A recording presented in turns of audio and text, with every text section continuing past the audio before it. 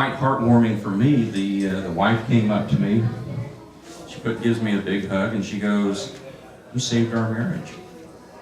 So that's one of the reasons that we go through this. You know, I want to see if I can help you guys get peace of mind, and so that's why we do these exercises and we do this coaching.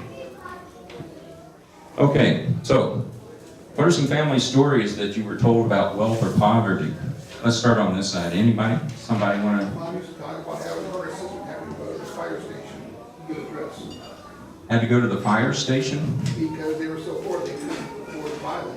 They gave them away at the fire station. They gave them away at the fire station. Okay. Wow. Okay. Anybody else over here got a story that from your youth?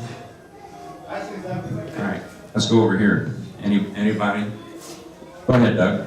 My mother's, I guess, stepfather apparently was very, very wealthy, and in the crash of '29, he lost everything.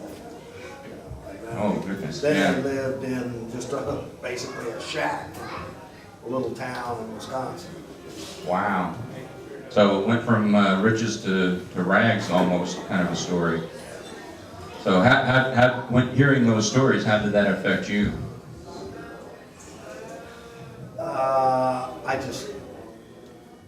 Well, it was more of a personal thing with my mother and what a difficult time she had as a child. Okay. Okay. But it still had an impact on you. Financially, it didn't really have any meaning. But it did mentally, because you're remembering the story from Oh, yeah. childhood. So You lose all that money, and Yeah. you're in trouble. yeah. So That'll make you a sailor. it sure will. It sure will. Anybody else? Story from their childhood of how their parents thought about All money. of those depression area childhood stories. They're just there. Every year at Christmas, we hear the year I got the orange for Christmas. Okay. Joanne over here said her mom would tell her stories about, I got an orange for Christmas, and that was her Christmas present. So, and you know, Having, and, It wasn't a big deal, but that was all they got. our father was a seasonal worker, so, you know, off-season, they'd be out of county, and that was just under, evidently. and you didn't talk about it, did you? No, Oh no. no. Having to get subsistence or But, whatever. on top of that it was the depression, and he didn't have a job. Yeah. He had a seasonal job, and he had a job, and then off-season, he had a part-time job. So, don't focus on what was good, focus on what was bad. Good. Which most people tend to do with money. Yeah. And that's true. A lot of people do focus on the bad versus what is good. So, what are some of the beliefs that your parents held about money that you either accepted or rejected? Think about that. I've already told you mine that Go ahead, Elia. I think this is kind of interesting because of who I am today. My parents always talked about you travel when you retire for fun. You travel for fun. Travel for fun when you retire. When you retire. Well, I've traveled all my life. I mean, from 3 months of age on. And what I learned to do was travel for fun, Good. regardless Of time or whether you're retired or not. Okay. I mean, that's really curious that, you know, they traveled, but it was for work, or military, all based on duty, a lot of it. And the other one that I think I accept, and I changed it a little bit, was for my parents, it was necessities first, you know? I mean, Right. food. Necessities first. Okay. So, I changed that to living things first. Okay, so we eat, you know, we do certain things, but that also included recreation and, you know, whether the house got cleaned or the car was the newest thing or whatever, that was different. And I wanted to tell another little anecdote. My grandmother used to sew uniforms, you know, like for a factory, but she'd work at the house. And so to me, she was the greatest seamstress, and one privilege that I had was that my clothes were made you know, I could say, well, I want a yellow dress with black polka dots and blah, blah, blah, and this French or whatever, and I'd get the dress I wanted.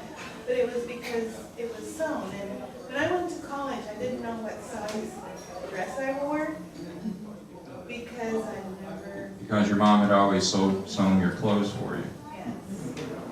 So that was Pretty what I cool. need. And the store-bought clothes were usually the hand-me-downs from my cousin, who was an only child, and it would be like the prom dresses or whatever, so those were fun to get. Oh, yeah. They were for special occasions.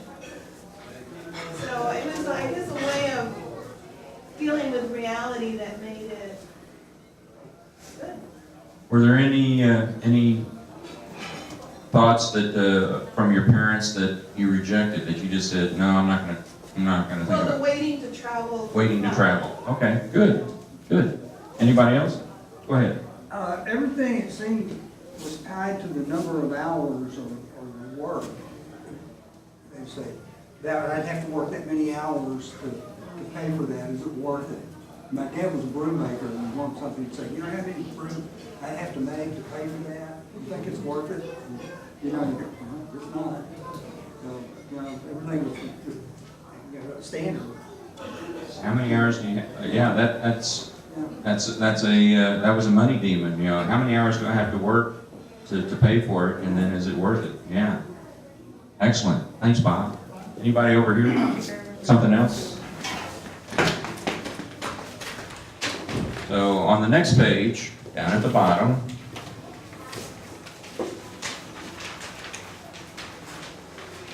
what does mega wealthy mean to you? I mean, Richard Branson rich, people that buy their own island. So, one thing that I grew up thinking was, well, rich people are snobs. Oh, you know, our rich people are lucky, things like that. So, think of one word that describes someone mega rich.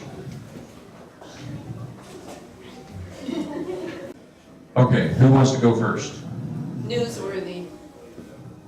Mega rich people are newsworthy? Yeah. Okay. Doug? Philanthropist. Philanthropist, good positive. Over here, Michael. Flexibility. Rich people, mega rich, or have flexibility? Okay. Carol? Privileged. Worried. Worried? Somebody's gonna take their money. Worried that somebody's gonna take their money, okay. How about back over here? Blessed? Very good, okay. Ed? Shelter. Sheltered. Mega rich people are sheltered. Back over here, someone. Joe, you've been writing a lot, so how about telling me, what do you think? Ivy League educated. Ivy League educated. Okay. Well, how about Michael Dell? He dropped out of college to start Dell Computer. Richard Branson never finished college either. So, yeah, didn't even finish high school. Security. Yeah, it's a valid point though. That's something that you think about. So, name some of the ones that you were talking about, Tina Marie. Security, success. Success.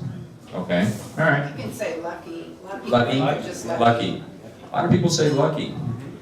Well, you know, when you think about it, if you think about They are, they're just gonna. if you think about someone being lucky, well, because they're rich, then that gives you an excuse.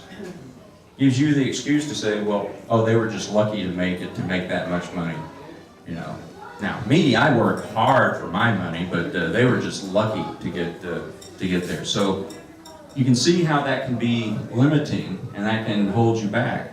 Now, a lot of you were very, very positive, and I think that's wonderful and great, and you know, saying that they're blessed or that you know they're philanthropists or anything like that. That's all good and positive, and I like that. So, but you can see where having negative attitudes towards money can affect you down the road.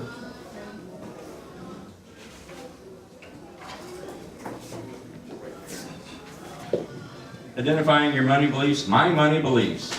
Okay, so I want you to read through what you've written and summarize your primary beliefs about money into 3 statements. And this is critical that you write down the 3 statements that, from the big list that you had. Now, this will be on page 8. You're going to write down. Here's what I'd like you to do. Imagine that you are going to lunch with your best friend, the friend that you can dump all the trash and all the garbage on. You know, oh, my kids are this, and oh, that son of a gun boss is this, or that, and this, and that. And then so on page 8, I want you to just dump every head trash garbage that you have, just like you were at lunch with your best friend, and just tell them. Tell us, write it all down, and if you run out, you can go on to the back and just write. You've gone to lunch with your very best friend, and you're just griping and complaining about, oh gee, I've got to pay child support, and my kids, I never get to see them because that stupid ex-wife of mine spends the money on this and that, or you know, we're Focusing on money. all focused on money. Correct. Anything that you would go and complain. Oh, my kids don't understand that I have to work hard, and they want the new iPhone. They want this. They want that. My wife goes out and spends money like there's no tomorrow. I'm just a money machine to her. Anything that you would gripe at to your best friend that you know you've known forever, that you can go to lunch with and tell them what you think and how you feel. And I just want you to put it all out there. Just write as much as you can. So we'll give you a couple of minutes to do that, and then we'll come back. I'm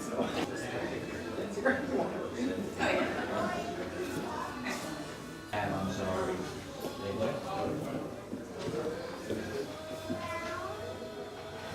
Okay, so let's go to the back. How about Tim? Government. The government. There you go. You make it, they take it. I make it, they take it. All right. Taxes, right? Any of it.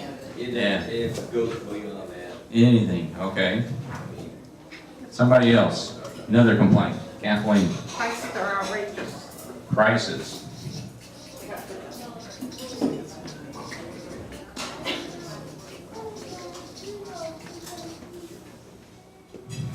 My misspelling is my gift to you. If I have wordsmiths here, and if I misspell something, it's my gift, so that you know that I'm not perfect. Somebody else. I'm tired of trying to make my plan B work or happen.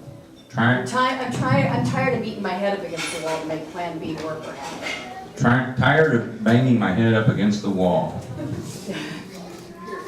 Yeah. About everything, right? Yeah.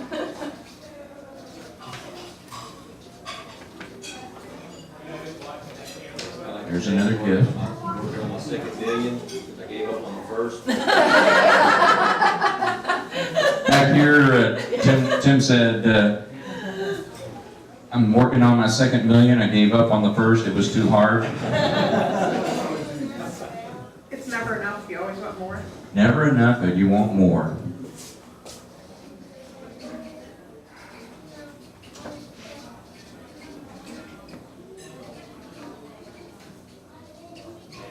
Let's get some really good, juicy complaints. How many of you have been married more than once? Twice, 3 times. It's not a contest. I'm just asking. Okay, go ahead, Pat. Linda works at the Unitarian Center, the food bank there in Asia. Okay. And people come in there, and they need food, they're hungry, and they're out of money, but yet they're either smoking, have piercings all over the place, Yeah. tattoos, pedicures. And they're talking on the cell phone. Yeah, that's a good one. Yeah, that's a good one. For those of you over here that didn't hear, Pat was saying that his wife Linda works at the community care center in Azle. She works as a volunteer.